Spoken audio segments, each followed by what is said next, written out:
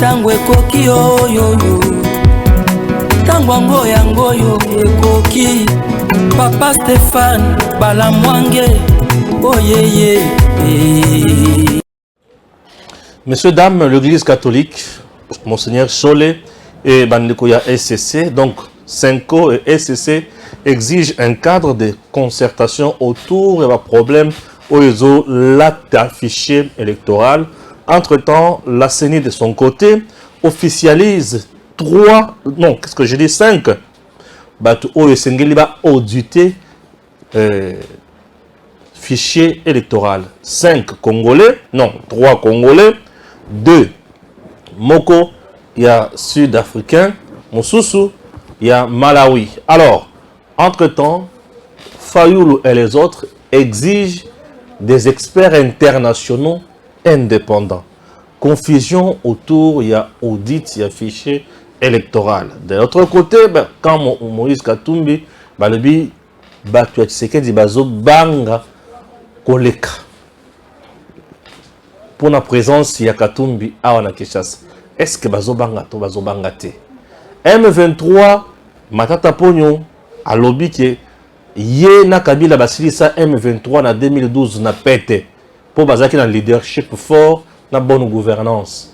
Mais lelo M23 Rwanda ceux qui ont kosakana Congo et za pour Congo et za na problème de leadership fort na bonne gouvernance. C'est-à-dire le président Tshisekedi na gouvernement na bazo za capable de aussi sa magambo M23 wana matata pone to kiti na bozindo Peter Kazadi liboso bakuluna ebisi bango intouchable azate na bato mususu ba milicien ba yaki soki ko boma susu nini na Kisasa makambuze mo ebele to kote lango bozindo awa. Je suis avec président Gustave. Bonjour. Oui, bonjour moi Namboka Steph Balamwange.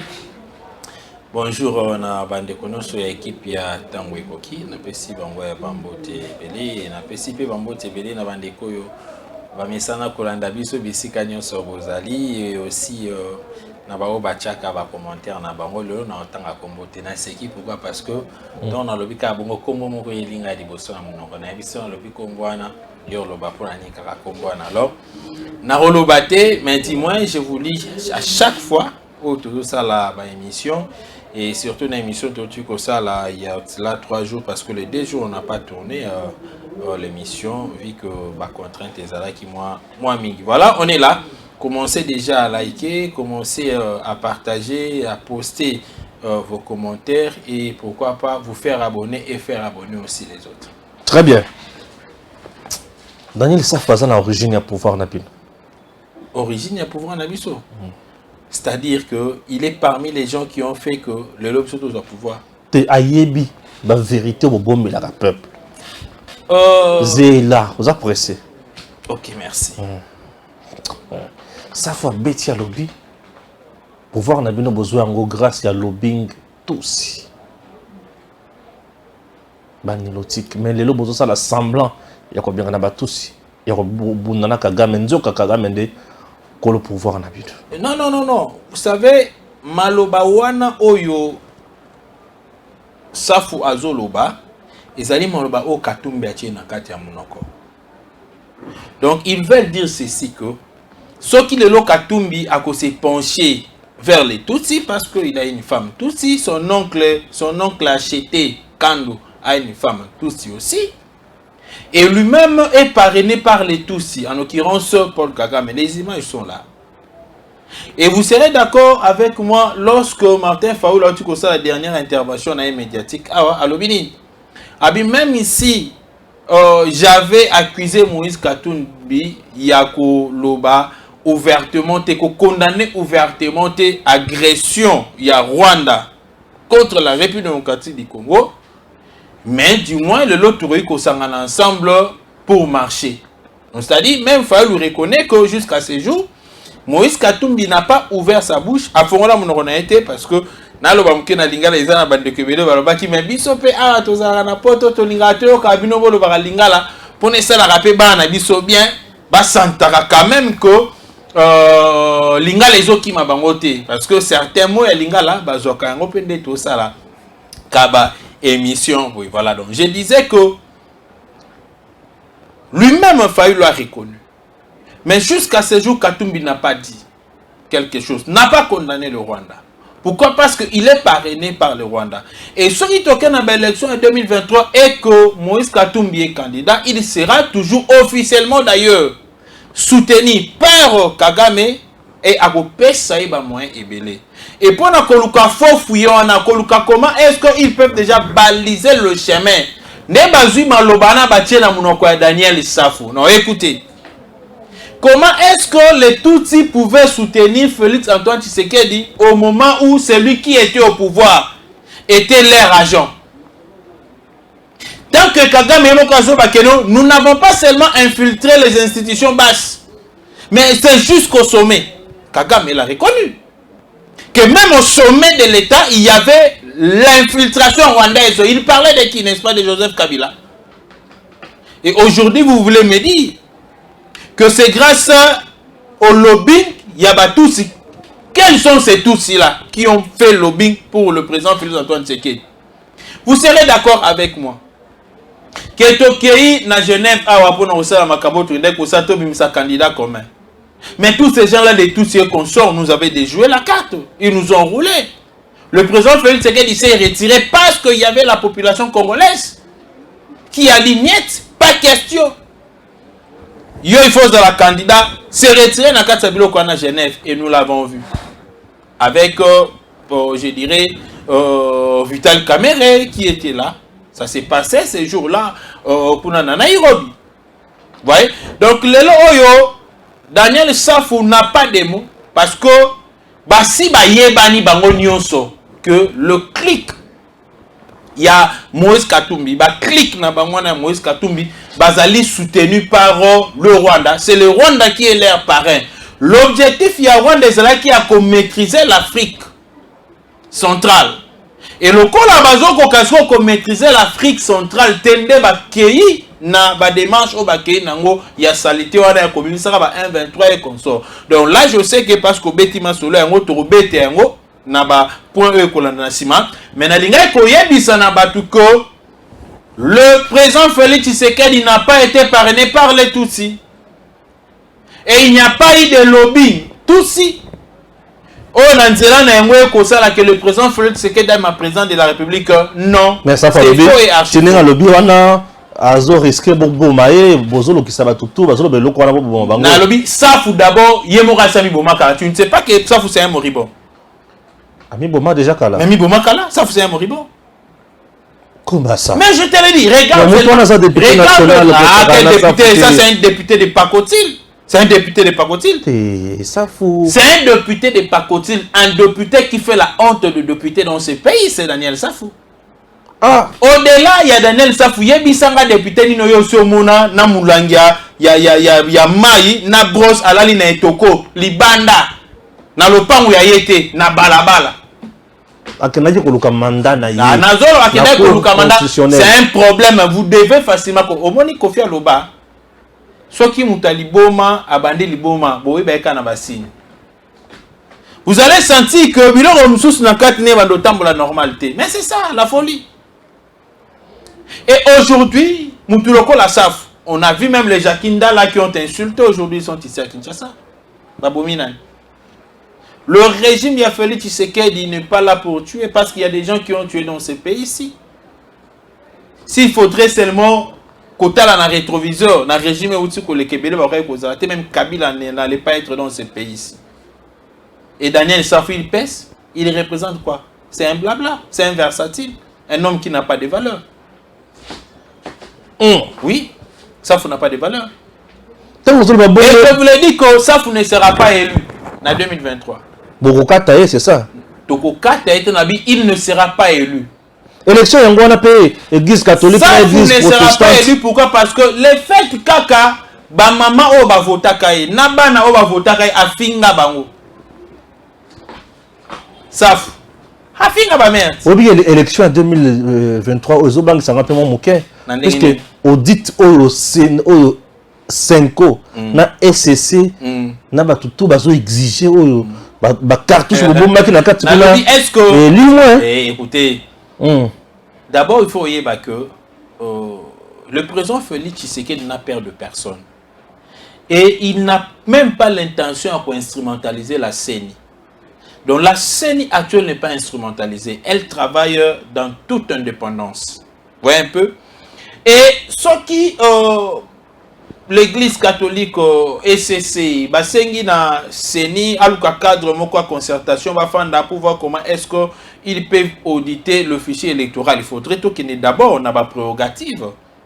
Est-ce que na ba prérogative il y a CENI, il y a CENCO, il y a église catholique na ECC. Est-ce que CENI na moment de auditer fichier électoral? Bango bazosenga déjà na retard. Et politicien bavanda pe basolo. Non, bango bazosenga déjà na retard. Vous comprenez? Et donc bango bazosenga déjà le monsieur Kadima, le président de la CENI, il l'avait déjà fait. Vous l'avez bien dit ici.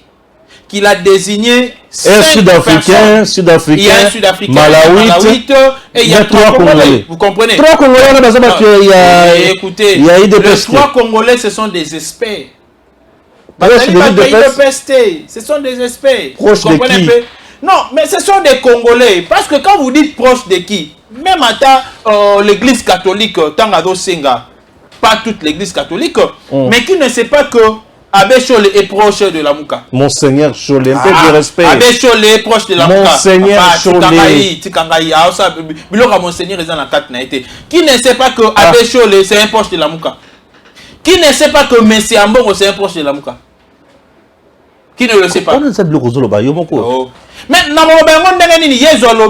vous allez les reconnaître par leurs fruits. Les déclarations. Le geste et les mouvements, ce ne sont pas des vérités. La vraie vérité serait que Abbé Chole anima officiellement que tous auront smartphone, il y a 40 000 smartphones. 40 000 smartphones, vous comprenez? C'était ça la simple vérité qu'on attendait ce jour-là, malheureusement. Cela n'a pas été arrivé. Donc, Nani Kolobanaogo et mon frère,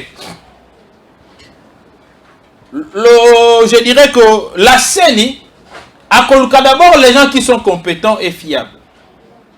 Oh, bah, ça la plaisanterie. Pour auditer le fichier électoral, on n'a pas besoin d'un dialogue.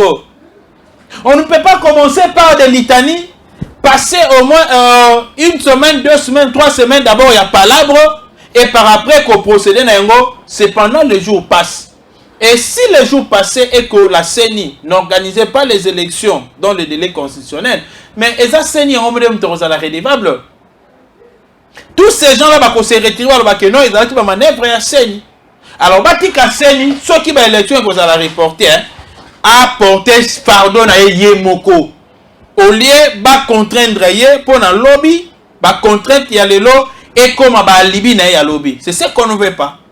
C'est ce qu'on ne veut pas. Mais je sais que pendant audit et ezali kosalama on paye ceux qui kadi malingi aroy ko bengata bande ko ya sen ko bole ka boya kotala nan bo mwende to sala bo moni ya bon ça bo kende ba tu ya c'est boya bo mwende to sala audit et silibo kende c'est tout.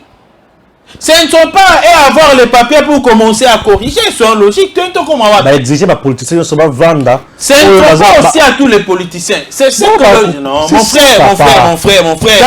Cadre de concertation. Dans les jours à venir, j'aimerais que cela se passe comme ça se passe dans d'autres pays, où c'est le ministère de l'Intérieur qui organise les élections. Et là, je pense qu'on n'aura pas à inviter le religieux, on n'aura pas à inviter les hommes politiques pour palabrer autour des élections.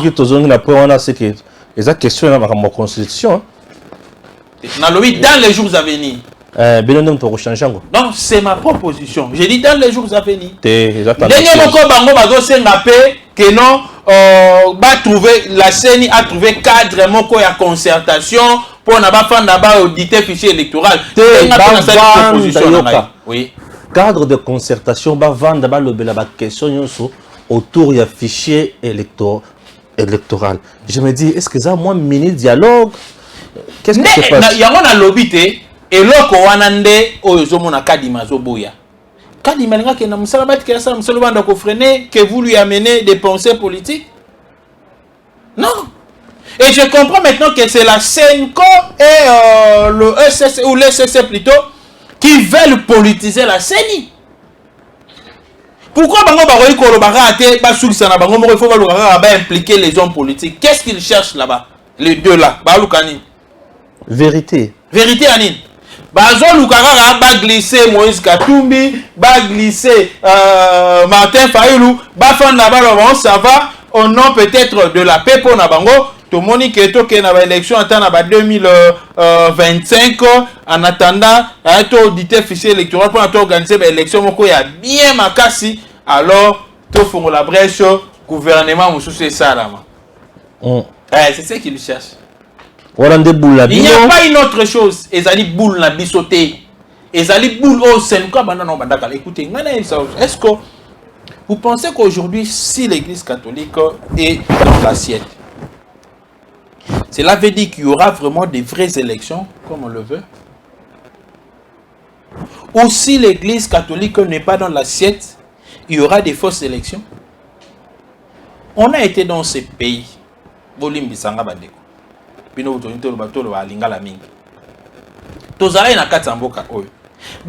est en 2011. Parmi les observateurs, y avait-il pas l'église catholique? L'élection token en 2018. La seule structure qui avait plus de 40 000 observateurs, c'était l'église catholique. 17 000. 14 000 et plutôt 40 000, pas 17 000. 40 000 observateurs. Ils ont occupé 40 000 bureaux de vote. À la taille, il y a 40 000 smartphones. Pas Moïse Katumbi. Mais à la fin des comptes, si on a ça résultat, tant que Martin fait la combien coach on ne pas na bango ba opé ça élément. Ba ça qui va preuve, ba ça qui va élément. Non, c'est pour vous dire que la seule église qui est parfaite, c'est l'épouse du Christ. Ce ne sont pas les dénominations. Et je ne dis pas que les églises elles sont fausses. Non, ce n'est pas ce que je dis. Mais quand je dis que la seule église qui est parfaite, c'est l'épouse de Christ, c'est-à-dire, c'est cette église-là où il va dire que ça est là, Nzambe, Namoli, mon paix, la vérité.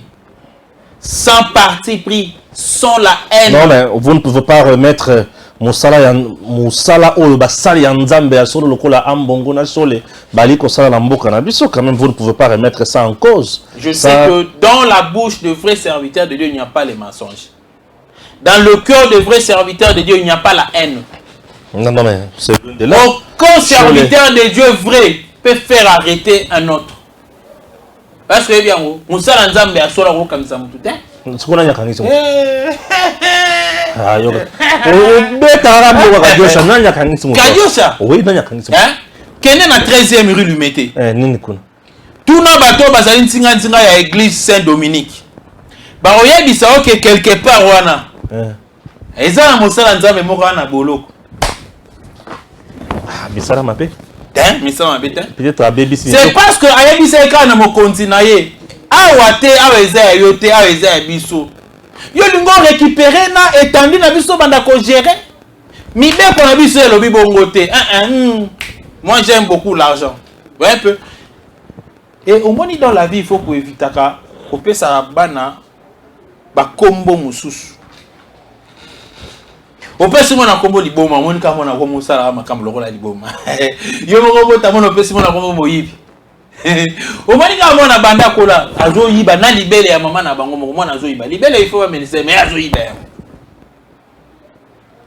Et au moins ce qu'on opesa mona kombo Yuda. Abozala kaka Yuda. Et quand tu donnes à ton enfant le nom de l'argent, l'enfant va aimer toujours l'argent. Bon. Ah oui. Ah oui. Bon, c'est bien. Mais au-delà de ça, je ne peux pas me reconnaître mon boulot. Matata Pogno Lobina Tango Yazalaki Premier ministre, Kabila président de la République. Bonne gouvernance dans le gouvernement, bon leadership fort au niveau de la présidence. Mboka na biso ebanda kozala banda ko sakana na yango te na Rwanda. Le Rwanda azo sakana na Congo po na leadership faible na bonne gouvernance. Est-ce que Matata Pogno est d'abord sérieux?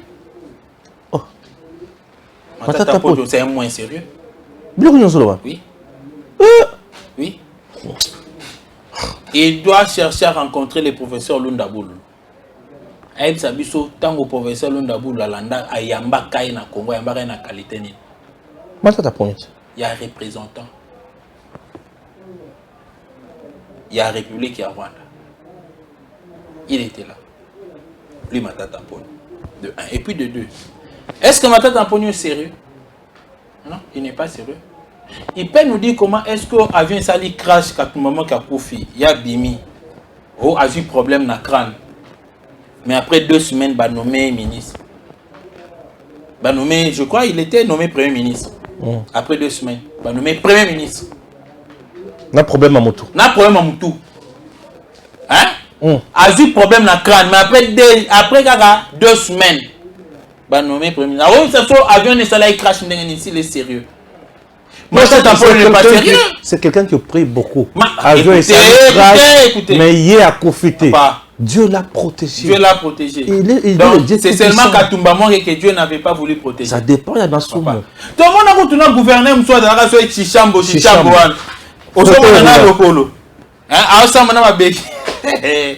On aura tout vu dans ces pays. Kabila Oyazoku Misa Kabila Wana, Yé Matata Ponyo. Yé na Kabila na mboka oyo. Ils nous ont privé l'électricité. Ils ont privé l'électricité na Katanga. Pour aller à la rater, bah privé au courant. Bah privé au courant. Yé Matata Ponyo, bah privé biso masangu na biso ya Bukangalonzo. Matata Ponyo c'est un sorcier, c'est un démon. Non écoutez, au vrai sens du mot c'est un sorcier, c'est un démon. Au moni babiloko ezala kuna na nini na Bukangalonzo. Ba tracteur nyonso ba somba.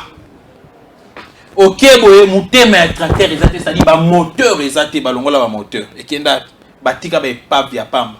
Ba engrais chimique belé pour la kuna au moment où il y a des agriculteurs qui en avaient besoin pour na ba fructifier ba production na bango. Mais est-ce que Matata Ponyo sala kayango? Est-ce qu'il a des leçons aujourd'hui à nous donner? Je comprends. Matata Ponyo, pas si na bango les alignes que le président Félix Tshisekedi veut mettre fin na esprit, il y a infiltration dans la République démocratique du Congo. Pour mettre fin à cet esprit, on ne doit pas accepter de brasser les infiltrés. Rapport, il y a Oumanouar, César calme. Kabila a brassé le 1-23. Kabila a recruté le 1-23 au Bayana Kinshasa, va bêta biso Massas en 2016. En 2013, ils ont fait semblant. Il a cessé le fait. Bah signé Bako, Matata Ponyo. Joseph Kabila, votre gouvernement n'avait pas gagné la guerre. Votre gouvernement avait négocié. Et en contrepartie, qu'on cédait ma minerai dans l'Est. La deuxième contrepartie, qu'on brasait et qu'on insérait le militaire de 1-23 dans 4 armées dans l'Est. Qu'on peut savoir un poste stratégique, une autorité politique dans 1-23. Qu'on peut savoir un poste administratif dans l'Est. Tous les DG, DGA, ministre et consorts, ça se joue avec les gens. Et aujourd'hui, ils ont voulu que le président Félix Tshisekedi ait dans le même style où on a négocié. Non, on a beaucoup négocié. Ces amis-là ne veulent pas la paix en République démocratique du Congo. Et j'aimerais vous révéler peut-être une chose. L'Afrique centrale subit le complot Yabanilotique. C'est lequel le complot des animaux. Nenga ko font la boroté mais na fongo lion. Au moni le Rwanda tellement que ba Rwandais ba kufi mingi na Rwanda. A donc procéder na ba recrutement na Libanda. Tellement que ba nilotique ba dans la bisika o ba uteli, les nilotique là. Ba dans la bisika ba uteli papa ba eko comme en Afrique ba kiti je ne veux pas citer ba pays au Bango Balekeli, je ne vais pas citer. Mais ceux qui maîtrisent l'histoire, vous voyez, il y a migration africaine, va comprendre facilement ma kamnazolo ba. Et ba pays nyonso wana oyo banélotique ba fandi va comprendre qu'il y a une pression au niveau de l'Afrique centrale. Le coup la carte n'a pas qui va dominer sur toute l'Afrique. Nenge basalaka na Égypte. L'Égypte qui était noire, l'Égypte est devenue blanc aujourd'hui. À 80% blanc. Mais si nous remontons dans l'histoire, l'Égypte était noire. À force, il y a quoi infiltrer des communes de l'eau. C'est là le problème. Moi, je parle d'abord de notre pays, la République démocratique du Congo, et ce qui se passe entre nous et le Rwanda. Il y a une guerre déclarée. Je ne voudrais pas procéder, ou soit Kolomamaloba-Moko, ou Kobimisa Ngainet, un xénophobe. Voyez un peu. J'ai un peu de retenue là-dessus. Mais yebaka que non, tous en la guerre de l'eau, il y a Hutu na Batouana. Plutôt, il y a Bantu na Batouana. Il y a une guerre entre les Bantu et Batouana. Non, faut pas comprendre. Dans le cas il y a EAC, dans le cas il y a moins de Bantu que les Tutsis. Tant que dans le cas, le président Félix Tshisekedi était là pour le contrôler. Azouana esprit na bango à comprendre bango. Abimia beti bango kama boru muke bazu panique. Panique balongoli général na bango na ba forcer kuna démissionner. Et tant qu'il y a démissionné, Kenya a nommé directement un autre général. Il y a force, il y a EAC, ça passait par la concertation. Or, cette nomination-là devrait faire objet d'une concertation avec tout le pays faisant partie à force de l'EAC. C'est qu'il y a eu quelque chose qui s'est préparé. Le président Félix Tshisekedi n'est pas un petit enfant. Et au regard, il y a des lourdes pertes auto-infligées maintenant dans le Rwanda. Ça fait déjà 2 mois. On va mettre une stratégie, il y a qu'on recruter. Na Érythrée, na Éthiopie, na Somalie. Bazo recruter, objectif va recruter 5000 hommes. Et le 5000 hommes bango va recruter wana. Le Rwanda a négocié avec je dirais certains infiltrés au bazar la carte à Congo. Pour savoir où est-ce qu'on a acheté ma tenue, le nouvelle tenue qu'on a donné dans la FARDC. Parce que ce qui le Rwanda a continué à tenue na ye. To 1-23 continue à tenue na ye. Biso FARDC to na tenue na biso toroboma on va koke le côté. Tactique na bango ezalaka ba se conformer le kola biso. To kanisa keza bango ba boma biso. Vous imaginez maintenant? Alors, Nabilo Konyo Swana Ozo Banangai Lelo. Comme Matata Mpogno dit ainsi, moi je comprends seulement. Il se reconnaît qu'il n'est pas congolais.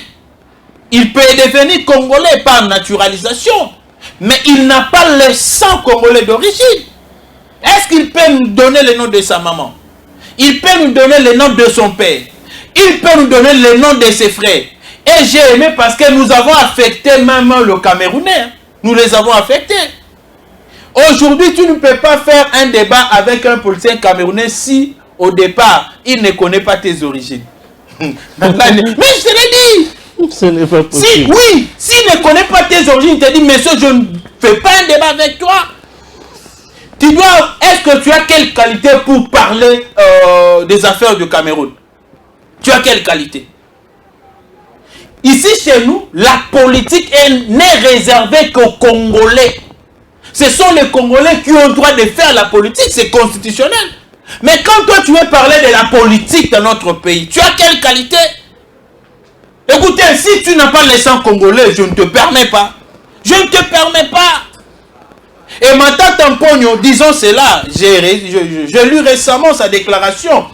Et Zali, à cause de la largesse, moi, opportunité et belé le lot au Matata Mpogno qui a sacrifié nos ventres avec nos 280 millions de pesos à Bukangalonzo. Oui, Koufaboui. Batubazo, quel est la courant? Mais courant est pendant la Bukangalonzo, ça la côté Fandi. Mais Batuna Kenge, na Kwango, quel est la courant? Est-ce que vous trouvez ça normal? T'as le degré. Bamata tamponio, oyo. C'est aux alara, non. C'est parce que tu collies, hein. Au même temps, tu as la peine, na bon, moi, na mkende to ko, na moi, na mkende esprit, tu as la na ouais, au tumbo la peine, tu as la na mkende. Mais attends, tamponio, nga lapa. Le rap na fana bena kangi mbanga na ye a lo ba susute. Parce que il faut tout comme un niveau moro ya que non, tu n'es pas congolais. Tu n'as pas le droit de faire la politique au Congo, c'est constitutionnel. On doit respecter la constitution à la lettre. Parce que la constitution n'est pas respectée à la lettre, mon frère Balamwangi. Donc, il y a bête la bisoma solo à Joseph Kabila. Auto sa déclaration na na Goma, awa, il m'a tampon. Abike, il n'a jamais quitté Joseph Kabila. Il a été toujours avec Joseph Kabila. La preuve en est qu'il n'a pas adhéré dans l'union sacrée. Oui, il a continué pour dire. Mais c'est pour vous dire que non, il est toujours avec Kabila. Il a été avec Kabila. Mais ce n'est pas qu'il n'a pas adhéré dans l'union sacrée. L'union sacrée, ça comprenait qu'il m'a tampon, on n'est pas beau à qui kozoyer. Vous comprenez? Bataille m'a tampon, on penda, n'a pas viseur, ça c'est Kabila D. Parce qu'il a beaucoup volé dans ses pays avec Joseph Kabila. Lui, m'a tampon. Lui-même ministre, lui-même premier ministre, lui-même ministre des Finances. Maintenant, on ne joue pas avec les gens. On n'a pas peur de ta cravate rouge là. Si tu étais serein, tu devrais commencer par nous dire comment est-ce que Katumba Manka Koufaki. Et ndengani yo au coin avion du crash. Problème il y a crâne. Après 2 semaines, bah nommé au premier ministre et au commis qu'on travaillait bien. Bon niveau, tu as banana yo. Mawa. Bon, c'est bien. Tout le monde m'a matata, tu as un problème d'insécurité. Peter Kazadi. À ce salanini sur terrain, on dit qu'il est complice, incompétent, il ne fait absolument rien. L'insécurité à gauche et à droite. Les gens doivent cesser de dire que Peter Kazadi est incompétent. D'ailleurs, il n'a pas encore totalisé 3 mois. On évalue quelqu'un après 100 jours. Oui, des gens qui m'ont dit mais je l'apprécie d'abord parce que il est en train de démontrer, je dirais, des bonnes prémices. Vous voyez? Abandi déjà bien. Alors qu'il est dans mon terrain. Dans mon temps, na Kinshasa, on a arrêté les gens qui voulaient semer les désordres. On les a arrêtés. Bateau tu comme ça, désordre na Kwamutuana. On les a arrêtés. Na Mobondo, on a arrêté même na Mobondo. Il y a l'un na Bango Aza au Kima. Mais Mobondo Bakangi pe na Mobondo. Mobondo kombo ya ba milicien wana to eza mutu. C'est-à-dire les leaders na bango Mobondo nde apesi bango nyoso kombo Mobondo te. Les leaders na bango Mobondo. Il a été maîtrisé et les autres. Avant-hier, je crois, mais tu comment on a non, c'était avant-hier oui. Tu comment on a côté ya Mongafula côté Angaliema. Mongafula Ngaliema, on a vu lui-même le vice-premier ministre, ministre de l'Intérieur, Peter Kazadi Kokita sur le terrain. On a vu comment est-ce qu'on a maîtrisé les gens au Batalaki qui préparé un mouvement insurrectionnel. Bah milice. Bah kangi bango na babiteni na bango ya rouge. Et vous savez qu'il y a d'autres Obasi Bakotaki na Kinshasa mais qui ont été maîtrisés, vous ne le savez pas, je m'aimerais vous le dire. Bah kangi ba mususu na Tcham. 4 Baouti na plateau de Bateke bayena biloko côté ka biloko ngo baye côté ka bakomi kombo mususu na basaki bato ba balandeli ba na bo kota na ba détail parce que ba mususu baye na forme on a et que to pesi ba risquer plutôt peut-être ba déjà matière ba commencer ba changer ma tactique. Mais j'aimerais seulement vous le dire que ils ont été maîtrisés. Et balandeli bango ba kuti bango na basingala kushi na kati ya nzoto. Bo uti wa oto uti kuna. Donc ba sebe ba désordre, ils ont tué les gens là-bas. Bazui ba biloko ya bato batikaki na bilanga. Ba dépêcher bato na ba côté kango pona ba zuela bango mbongo. Voyez? On doit faire un grand travail. Et l'excellence Peter Kazadi coup de chapeau. Vous êtes en train de travailler, nous vous félicitons. Mais, et c'est un effort et belé dans le secteur et belé pour évoluer, dans la commune et belé. Nous avons aussi des stratégies à donner qu'on ne peut pas donner comme ça. Voyez un peu, on ne peut pas donner comme ça. Nous travaillons aussi avec des gens. Ndeko balamango mo net aux cannabis non écran boy. Batu ba ebiko makambo tolobaka. L'homme n'est pas parfait, c'est vrai. Mais makambo tolobaka ba analyse na biso au moins à 95% za la vrai. Sur la c'est l'excessivité à 90% za la vrai. Et ce que ça a mis le loto comme on a un lobby et salemi. C'est-à-dire to puisse rappeler l'information mususu ya batu na kati ba pesa ka biso abiboko misengo likolo. J'étais ici dernièrement, les 2 jours ici na Otiko Kota kuna à côté à Yamangenge na kati na Otiko Kota kuna na kati. Mais il y a eu aussi des choses. J'ai à parler même avec d'autres chefs coutumiers. Vous comprenez? Ah oui. Babiloko ozomona oyo ezali mode opératoire il y a le Rwanda. Le Rwanda de la même manière, il a recruté, il a demandé l'aide na Éthiopie, na Somalie, na Érythrée et aussi na ba pays mususu. Mais na kati ya Congo a travaillé ndenge a travaillé na banoyo no o banoyo na plutôt bazalaki a déjà na kati banoyo na yewana ba créer ba mouvement milicien o bango bazali ko contrôler au profit à Rwanda. Vous les voyez comme étant des Congolais, mais ils sont parrainés par les Rwandais. Ils reçoivent le financement, même les styles du Rwanda. Au Congo, on ne tue pas, on ne décapite pas les gens avec des machettes. Ce sont des pratiques rwandaises. Et bayenengo, lokola bayaka batuna bango déjà très bien avant, bambororo, bayena bango nanzela bangombe. Les bisengimana sont à la base. Et là, il a profité, on a fait un chef coutumier, bino oh, aux raisons. Soit bino mbongo pour nanzala, vous vendez des terrains à n'importe qui, sans koyeba origine na ye, sans koyeba bisiko ya uteli.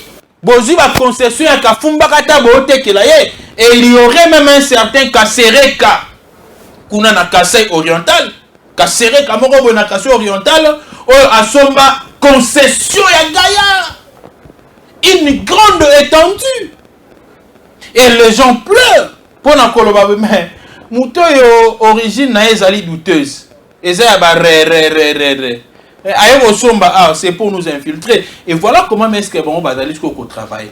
Étant basé on a créé un mouvement na bango, ba koti bango ba moral, ba ko recruter ba petit mususu et puis ba tu faut ba ba histoire.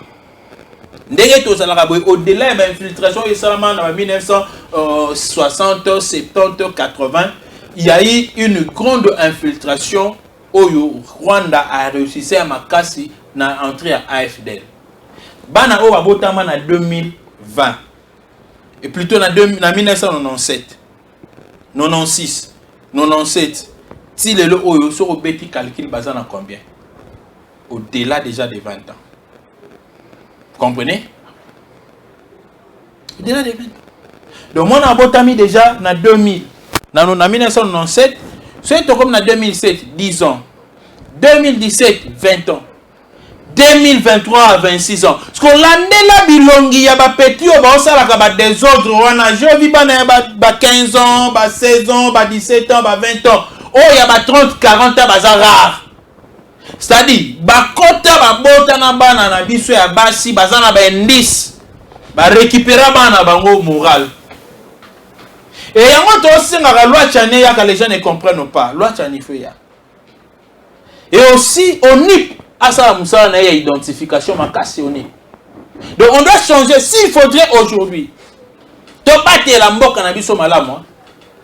faut que l'identification, il faut ça là, en 1900, en 1960. C'est-à-dire, tu es papa nayo, maman nayo, koko na, tous on a référence, et mamboka na bango bafanda. Et dans tout ça, il faudrait que l'ONIP travaille avec le ministère numérique. Dans le pays où le système doit être numérisé. C'est comme ça que nous allons protéger ces pays. Et ce qui s'en est, ça n'a pas si quand je vois quelqu'un en bête à tout, Moïse Katumbi. Moi, ça me fait très mal. Mais Moïse Katumbi, Écoutez, Moïse Katumbi, nous n'avons rien à envier chez Moïse Katumbi de 1. De 2, tu as Moïse Katumbi. Moïse Katumbi n'a pas logique qui y a Congolais. Parce que nous ne voulons pas qu'il y ait des étrangers. Est-ce qu'au nom peut-être il y a un sentiment? Ton dit ma moutoumoro a une origine douteuse, ton dit ma ekak. Non, il n'est pas la seule personne, Moïse Katumbi. Batunyo so bazana ba origine douteuse ba congolais to koma koboya bango parce que to yambi ba tebele na kati ya mboka na biso basali biso mabe. Et là nous n'accepterons jamais comment na mboka na biso kende. Et vous savez que Moïse Katumbi était en réunion avec Joseph Kabila. Tango ya na Kinshasa, basali réunion avec Joseph Kabila. Parce que Joseph Kabila n'est parent pareil à Moïse Katumbi c'est Joseph Kabila. Le PPRD n'aura pas un candidat président de la République. Retenez ce que je vous dis. Le candidat président de la République du PPRD, c'est Moïse Katumbi. Parce que l'Union sacrée, ou le président Félix Tshisekedi a déstabilisé le système où Joseph Kabila a dominé. Dans le FCC cash.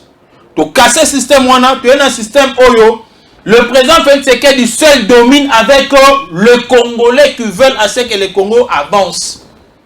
Système na bango nyonso na ba exploitation oyo ya mboka oyo yakayiba mboka oyo yakayiba na ndenge na kati ya Congo esili.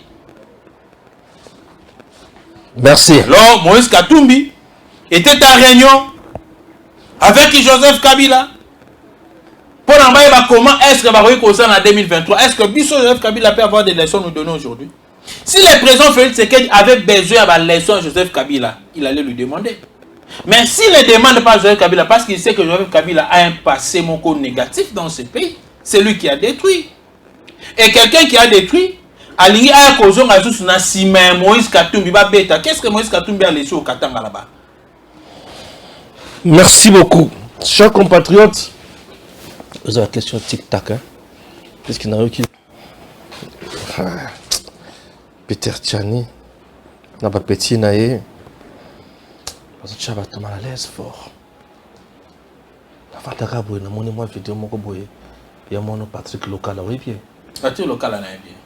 Alors bien ça niveau qui sait que dans niveau na été lui est universitaire qui sait que je n'ai pas fait l'université et il nous dirige par défaut, c'est un intolérant politique.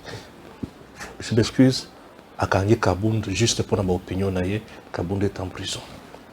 On ne quoi le bosso. Et le quoi me balé Mike Mukebai. Dans le France, qui sait que j'ai animé dans un mauvais esprit.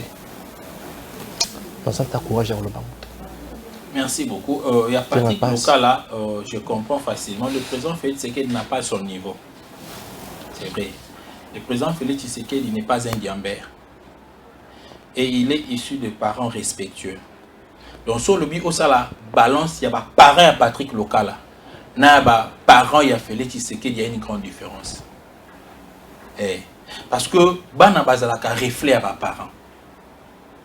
Et mes parents, je dirais, bazalaka a deux fois aussi le reflet à bana.